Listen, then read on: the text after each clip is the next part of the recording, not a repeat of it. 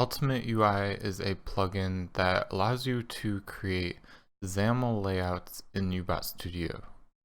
You can create layouts that are both above the browser as well as replacing the browser, which means that you can use this plugin regardless if you're using an HTML layout or not. That means that you can put an HTML layout up top and then have a XAML layout below it. This allows you to use features such as our data grid below your HTML layouts. So if you wanted to use a layout builder for HTML, then you could up top, and then you can use our data grid or any other controls you want actually below that, which is a really cool feature, I think. So Ultimate UI has a lot of options. This is a demo project that's going to ship with the plugin, and I'm going to run this in a second, but first let's go ahead and look at all of the different things that you can do with this plugin. So as you can see, these are the commands, and there's quite a bit. And the functions, there are quite a bit of these as well. So we're shipping with, I think it's around 79 commands and functions, something like that. And there's actually quite a lot of options to some of these functions. For example, if I were to pull out this function and we were to just start looking at the options, there are several. In fact, between the UI set property and get property, there are something like 24 properties or something that you can set and get. And there are 33 controls that these will work on. You can pull up something like Visual Studio, or this is Blend, which ships with Visual Studio. There's 33 controls here that these should work on. And so right there between that one command and one function, there are actually 1,584 different options. So I feel pretty comfortable saying that this plugin has over 1,600 options that's shipping with in version 1.0. So there is a lot you can do with this plugin. So let's go ahead and see what some of that stuff is. I'm just going to go ahead and run this, and it's going to take a second, you'll notice, and that's because we are initializing two separate data grids here. And yes, you can have multiple data grids in this plugin, and as you can see, you can do a lot with the data grids. These are very different looking, as you can see. And so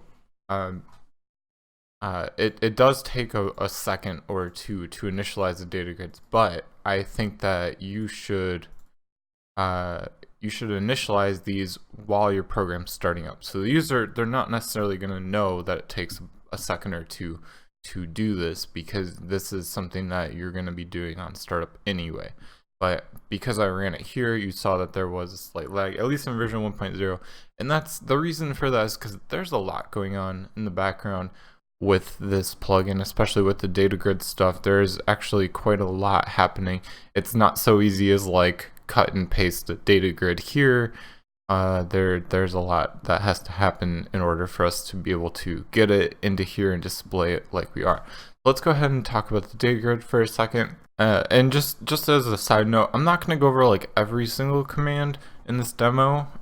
This demo covers a lot of commands, as you can see, but we can't talk about everything, or this would be like 6 hours long. So we're just going to talk about things that I think you might care about. So the data grid, probably the thing that most people care about the most. Again, you can put this data grid below an HTML layout. In fact, and we're not showing this in this demo, but there's a command called replace browser with XAML. So you can put XAML in here just like you can put it here. So this is like the top layout, and in this case I enabled full height, so it's actually taking over everything right now. But basically you could have this to false and it won't take over everything. It'll just display whatever height this XAML takes up. So if you wanted it to be, say, 400, then you can take this grid and you can set a height property of 400, for example. So this UI replace browser with XAML. This will replace the bottom part. This will replace where normally the UBot browser is. You can have an HTML layout using UI HTML panel, for example, up top, and you can use one of those HTML builders that exist out there. There are a couple, and you could have whatever HTML layout you wanted, but then you could have, say, a data grid, or actually you could have any XAML, which is really cool. You could have 2 data grids stacked on top of each other, for example, if you wanted that. So you could do whatever you wanted. To put a data grid in here, it would literally be as trivial as this. All you need to do is set the tag, then you need to name it something. So I would name it, DG1, for example, something like this. That's it. That's all you would need to do. And you would have a data grid below your HTML layout. But we're not going to show that in this demo. We're actually just going to roll straight with XAML, and so you can see what that looks like. So once you have a data grid, you have to initialize the data grid. And by initializing it, you're actually setting what columns are going to be in there. So you can set up, in this first data grid here, we just have text columns. But in the second data grid here, we actually have a text column and an image column. And version 1.0 right now, we're shipping with 3 different columns: a text column, an image column, and a checkbox column. But there will probably be more columns in the future. I built this data grid's pretty customized. I built it to be extensible, so we can actually add whatever columns we want. You guys just have to let me know what columns you want, and it's actually very easy for me to now add them. And I spent a lot of time making sure that I would be able to put in whatever columns that you wanted, and we could do whatever you wanted with them as well. As you can see, this is a very customized data grid. So let's go ahead and look at some of these options here. So when you're initializing the data grid and you're setting up the columns, these are the column properties, by the way, and the cells themselves have properties as well, which we'll look at in a second. But you can see that the column properties, the column header, I should say, so this is up here. So for example, the font size of this is 16, the font family is Arial. With the font families, there's a list that will show up, but the user will have to have that font installed. So while you may see fonts that you have installed, like Roboto, Lato, etc., that are from Google or from Adobe, etc., don't pick one of those unless you're sure your customer is going to have that font installed. You don't want to pick something that's obscure that they may not have installed. So while it will show you every font you have installed, which is pretty cool, and if you're just using it for yourself, that's fine. But if you want your users to see it correctly, make sure you pick a font that everybody will have installed. So like a standard Windows font would be ideal here. You can also set the foreground color, which is going to be, in this case, the color of the text, and the background color. So in this case, we just have a background color set. The foreground is black by default, and so we didn't even touch that. This is just a standard color hex code. You can look them up on Google, or like use Photoshop or some other image editing program like that, and pick the color. Now, there's no hashtag in front of it, and the reason for that is because it's annoying to do that. If you do that, as you can see, it turns into a variable, and so we don't do that. What is that?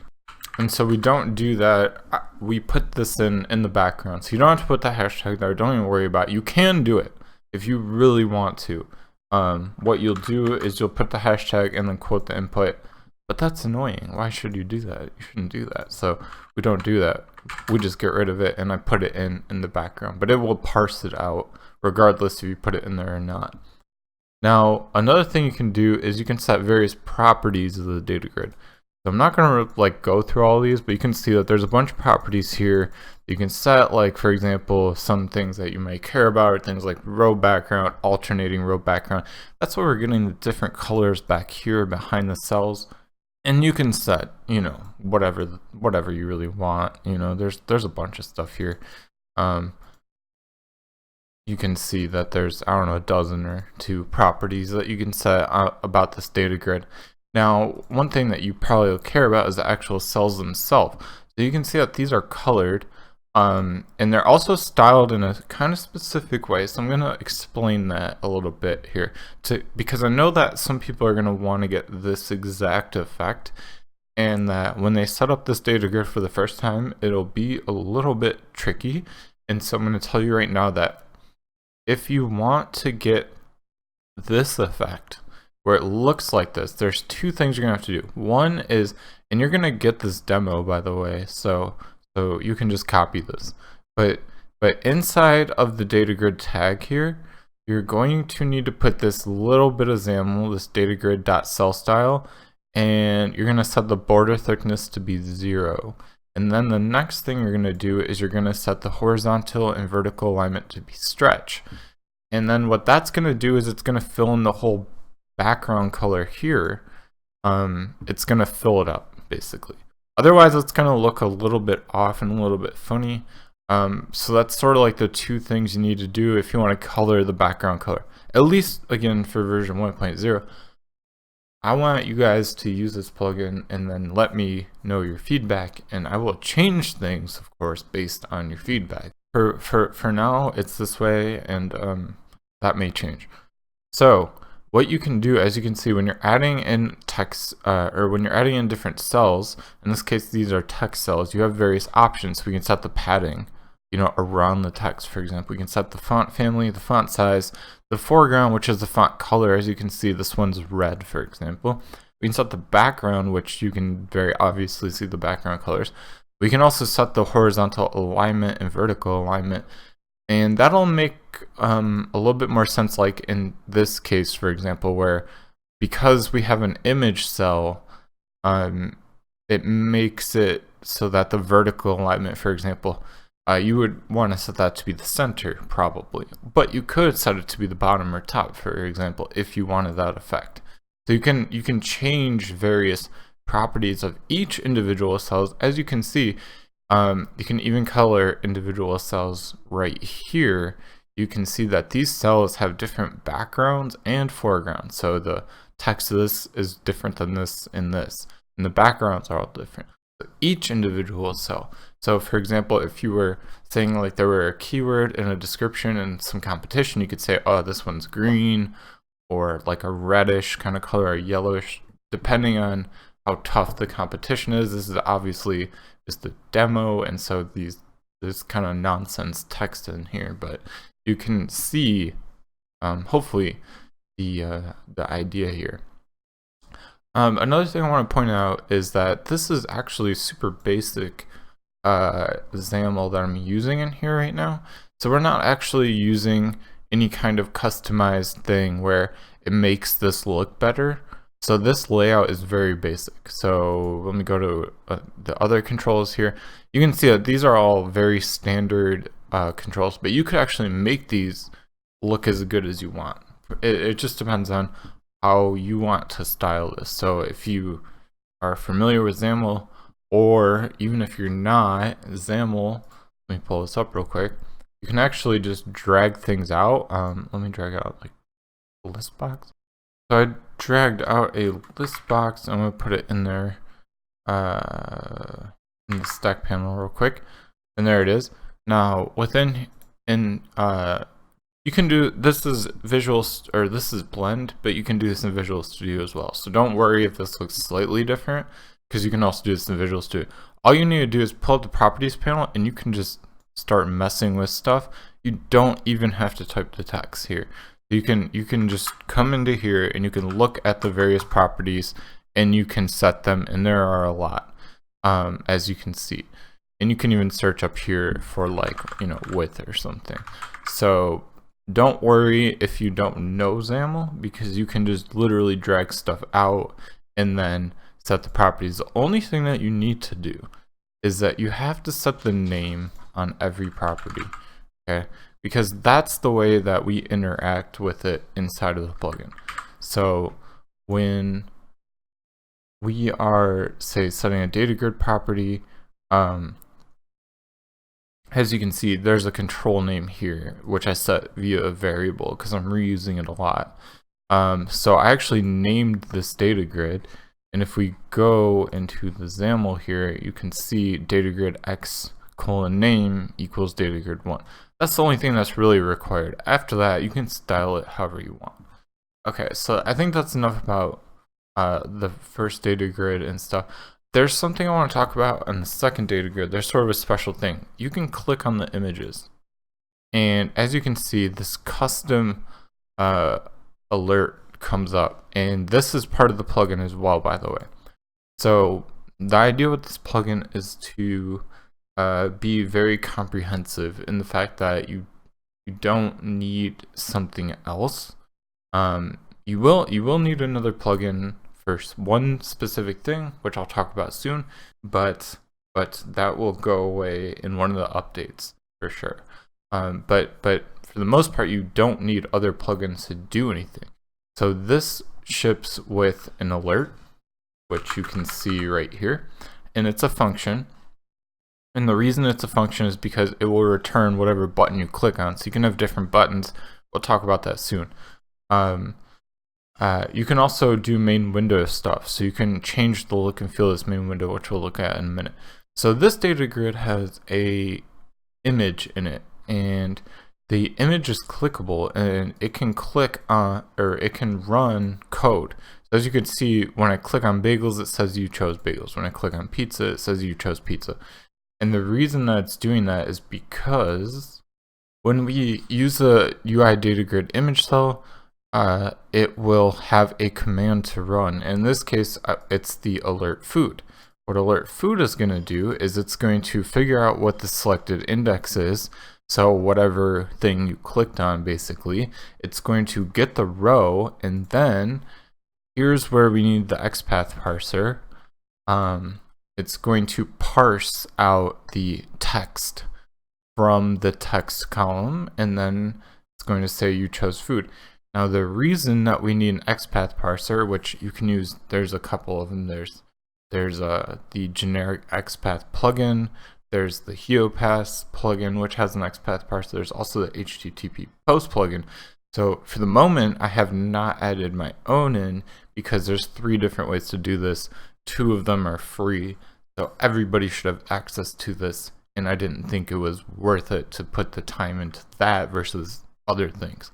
So if we look at the current row that you get back all the information about the current row. So you're going to get back the text, you're going to get back the padding, the background, the foreground, the horizontal, all the different options that you can set here for those for that column or for that row. You're going to get back all that information. So I like this, but I don't know how you guys are going to feel about it. So in the future, this may change. Maybe I'll make a function that makes it easier to parse this. I don't know. But for now, for version 1.0, I actually really like this because you can get all of this information from that row if you want it. And if you just want the text, you can simply use an XPath parser to simply parse the text. I put this text column model / text in here. Actually, I think you could just put just the text part in this case. So it's not difficult, but I'll also probably make a function to make this even easier in the future. But for today, at least, this is how it is. And the reason is because, again, you get all of this information, which I actually really like. And so I want to hear your feedback. Do you like this? Is it too confusing, etc.? And we can make that easier if necessary. But what's important is, for now, you can have these images that are clickable, which means you can put some kind of button or whatever kind of image in there, and then you can run some kind of command when they click on it, which I think is super cool. So let's talk about errors, which is kind of a weird thing to talk about, but I wanted to show you this because it's actually quite important. There are a lot of properties that you can set. There are literally thousands that you can both set and get. And so because you can set almost 1,000, you can't necessarily know what they all do, what they all require, and things like that. And so what properties are going to do is these are going to show you a very relevant error. And so when you don't know what to set, you can either leave it blank or put something in there that you think is wrong, and it will pop up an error. Now it's important to note that these errors will not show up in compiled. And so don't freak out, your users aren't going to see these errors. They'll only show up in UBot and when you're editing. Okay, so I'm just going to run this, and we're going to see that this first value is blank, and it says, and this is what the error says. So when you see an error, just stop. Don't click on anything. Stop for a second, read the error, because I actually put really useful stuff in here. It says expected type bool. Bool can only be true or false. So it's literally telling you this value can only be true or false. So this is what you need to know. And then I also put the errors message from C#, from .NET basically, inside of here, in case it's maybe relevant or useful. So you'll see the exception message itself. So it says string was not recognized as a valid boolean, of course. So I already told you basically what that means, but you also get the normal error as well. And so let's just go ahead and hit continue. And it says in this one, expected type visibility, and it says use the UI visibility function to get a valid visibility. And so again, the error is going to tell you what to do. You need to use this function in order to get the visibility property. And then again, it says expected type of system.exception was thrown. That's not the most helpful thing, but again, I left it in there in case it ever helps you. But for the most part, you're going to read the top part. And we're going to hit continue. And the last one's a string. So strings are kind of different because a string can really be anything. So like if you don't get an error and you try some different types, then it's probably a string. So with this one with the visibility, you can see that it said use the UI visibility. So there's some helper functions here that will help you with some of these properties, and you can find those under ultimate UI property functions. So we have a date property or date function, font style, font weight, horizontal alignment, vertical alignment, visibility, and font family. So whenever one of these errors tells you to use one of these functions, you can find them right here. And they will tell you, by the way, the errors will tell you to use one of these. And you can find them right here. So as you can see, if we were to use the UI visibility function, we could see that there's a visible, hidden, and collapsed, for example. Okay, so let's move on to the main window now. So we're going to start getting into specific controls, and I just want to point out that we can't show all of the different options for every control. Again, this demo would be way too long if I did that.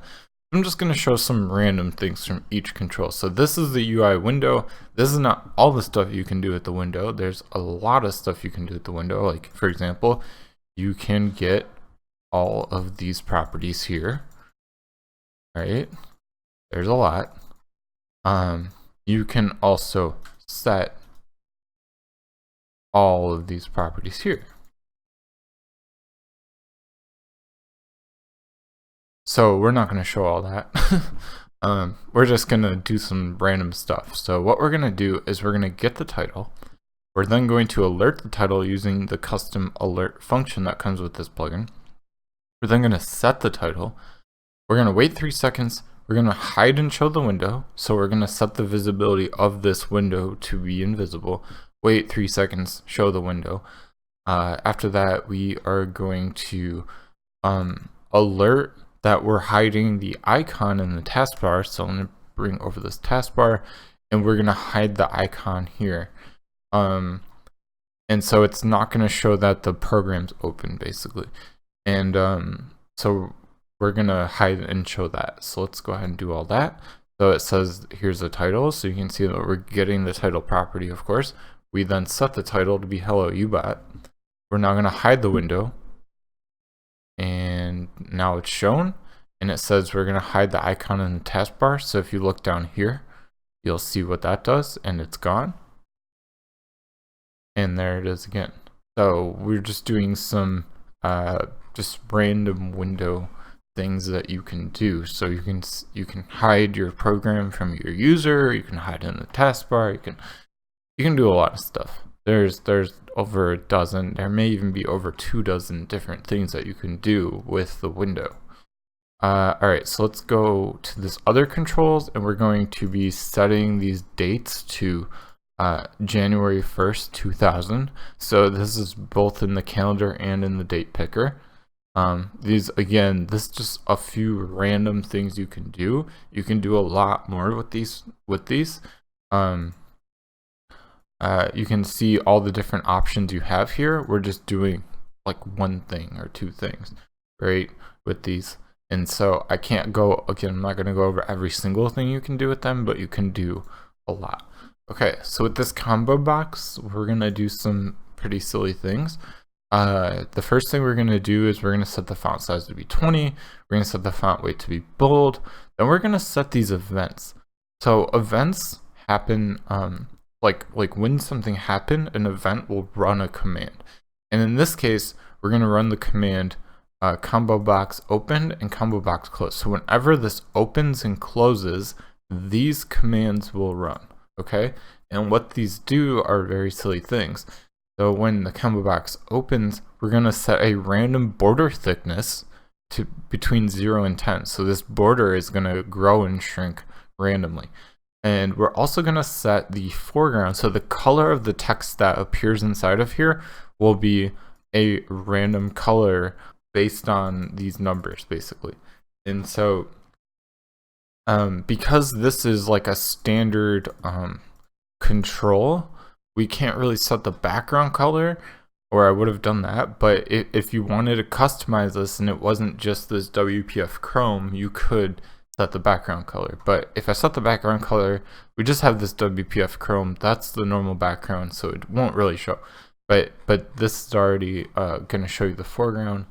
So we're going to add those events. Then what we're going to do is we're going to add some text into there. Then we're going to open and close from code, mind you. We're not going to do this manually. This is all from code. We're going to open and close this over and over so that it changes. So let's go ahead and run this, and you'll see what happens. You can see that the border is growing and shrinking, and the text color is changing, and we're doing this all from code. So yeah, pretty silly thing, but just to demo sort of like what you can do from code. All right, now we have the password box. So I'm actually going to type in a password, and then you can sort of see that we can change various properties of the password. Someone can type some random text. Now watch this. First of all, I'm going to highlight it. Do you see how that's blue? That's going to change when I run this. So we are changing the password characters, and now when I highlight it, it's actually red. And just something I want to point out is when you see something called opacity, this is a value between 0 and 1. So we could put 0, for example, run that, and nothing happens, right? And that's because 0. 1 is kind of like 100%. So if I run that now, you can see that it's like 100%, right? Like you can't see the characters at all. So if I put it at 0.5, that's like 50%. And so you can see now that it's you know, halfway. All right, let's move on to the list box. So I'm just gonna run this. What this is gonna do is it has, I forgot to put it in the last couple, but it has the names of some of these tabs. And we also added an event saying when the selection changed, we run this command. And the command is going to be that we actually set the tab control. For this tab control, we set the selected index. So if I pick data grid 1, this will actually, from code, change the selected index on the tab control, and it will shoot over to the data grid. So watch, like that. So if I go to data grid 2, it will go there. So kind of a silly thing that you probably never do, but the point is that you can do it, and that's really cool. So this will just change to the tab that you select here. Right now, let's look at Listview. Right now, Listview, I even put a little alert message here saying list box and Listview are pretty much the same. This will probably change in the future, but for the moment, these two act in about the same way. So just something to think about. All right, let's move on to file here. And what file's going to do is we're going to add these events saying when the menu opens and closes, we're going to do certain things. And in this case, we're just going to check the file menu item, which is just a very silly thing to do. But again, we can do it. That's the point. That's the point of this plugin, is to give you options of things you can do, make it versatile so you can do as much things as you want, and we don't assume what you want to and don't want to do. So we give you as many options as possible, even if some of them are silly. You may still want to use them. Okay. And finally, let's just set some properties for some other controls. Again, we haven't covered like every control that this plugin will do, and we certainly haven't covered any every single option. But I'm just giving it's a demo. I'm trying to give you as much stuff to see in a reasonable amount of time, right? So let's go ahead and run this. And as you can see, we set the progress bar from code here. You can also get all these values, of course. So if you wanted to get the progress bar's value, you could do that. And I'm just going to use a standard alert here. But, oops.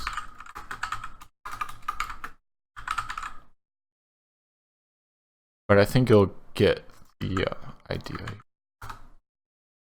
So we set it to be 50, and we can get it, and of course it's 50, right? So makes sense. And then we also set the text block and the text box properties, the text properties of these, to just say hello from code. So this has been like a brief overview. There's more stuff to this, but I think you get the idea. Probably the thing that people care about the most is the data grids here. And so this is something that I focused on a lot, and I set let's see here. I set the tooltip. That's why you're seeing this thing pop up here, is because I set the tooltip on this data grid to be blank. So it's kind of popping up this blank tooltip. I could actually set that to be like, this is something like this. And now it will probably make a little more sense why this is popping up. But anyway, yeah, I think most people care about the data grid, but actually there's a few more things that I really want to highlight here. And that's, once again, the fact that you can replace the browser. So if you want to use one of those HTML builders, feel free to build your HTML up here, then replace your browser with a data grid from Ultimate UI. And that'll allow you to have this data grid, which you can do a lot of stuff with, which is really cool. But not only that, you can actually put whatever you want here. So that's another thing. If you wanted to put a list box, if you wanted to put some other kind of control down here, and replace the browser with it, you can do that, and you can use this stuff on it. So that's something that I think is a really cool feature. Some other features are that you can manipulate the main window itself, so the window that it sits in. So in a compiled bot, all this, the window title would change, etc. And you have the custom alerts. So not only can you do a XAML layout with this, but you can also use it with other plugins and other UI builders if you want that UI. And so this has just been a short demo of some of the stuff that Ultimate UI can do.